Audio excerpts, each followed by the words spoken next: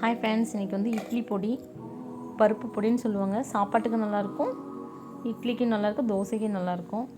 Try பண்ணி பாருங்கள். செய்கிறது எப்படின்னு பார்க்கலாம். துவரம்பருப்பு 2 ஸ்பூன், உளுந்துப்பருப்பு 1 ஸ்பூன், கடலைப்பருப்பு 1 ஸ்பூன் போட்டு நல்லா லைட்டாக ஆயில் கொஞ்சம் ஊற்றிட்டு நல்லா வறுத்துக்கோங்க. பூண்டு 5 பல் பூண்டு போட்டுக்கோங்க. நல்லா வறுத்துட்டே இருந்திங்கன்னா ப்ரௌன் கலரில் ஆகும். அப்போ வந்து வெள்ளையில் கருப்பில் சேர்த்துக்கலாம். அப்புறம் காஞ்ச மிளகாய் 4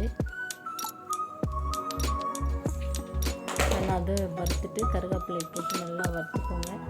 வறுக்கிறதுல ரொம்ப தீஞ்சிடக்கூடாது, லைட்டாக தான் வறுக்கணுங்க.